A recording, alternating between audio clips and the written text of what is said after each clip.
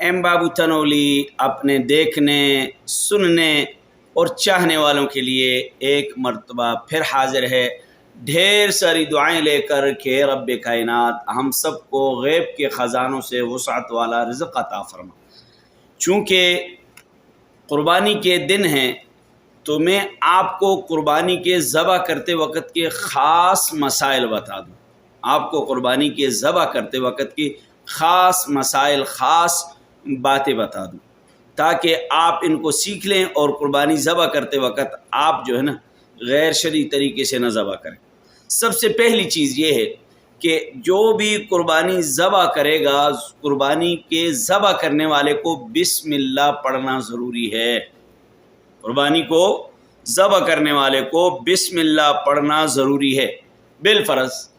اگر دو آدمی چھری پھیر رہے ہیں، دونوں کو بسم اللہ پڑھنا ضروری ہے۔ اگر دو آدمی چھری پھیر رہے ہیں، دونوں کو بسم اللہ پڑھنا ضروری ہے۔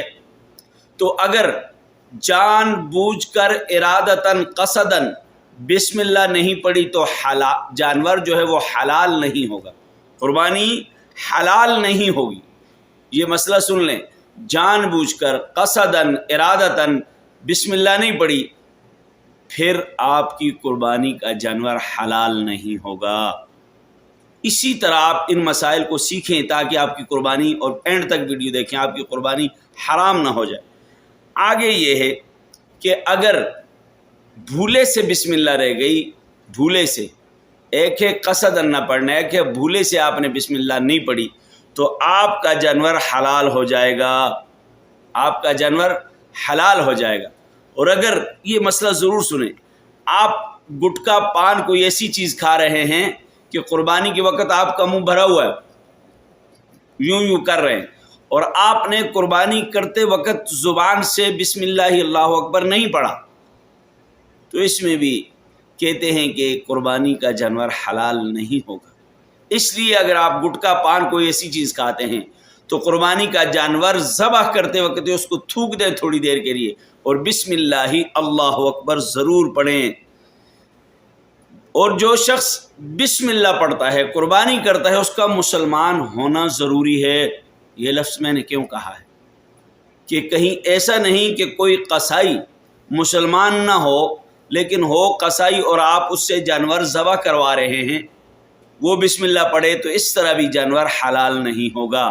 قصائی کا مسلمان ہونا بھی ضروری ہے، قصائی کا مسلمان ہونا بھی ضروری ہے۔ اور اسی طرح پڑھنا کیا ہے، آپ نے پڑھنا کیا ہے، اکثر و بیشتر لوگوں کو پتہ ہے لیکن پھر بھی ہمارا فرض بنتا ہے کہ آپ کو سکھائیں۔ پڑھنا ہے بسم اللہ واللہ اکبر، بسم اللہ واللہ اکبر۔ اور پھر جانور کی 4 رگیں ہوتی ہیں، مین 4 رگیں ہوتی ہیں، ان 4 رگوں کا کاٹنا ضروری ہے۔ ہاں اگر 4 نہیں بھی کٹتی تو 3 رگوں کا کاٹنا، کم از کم 3 رگوں کا کاٹنا انتہائی ضروری ہے، 3 رگوں کا کاٹنا انتہائی ضروری ہے۔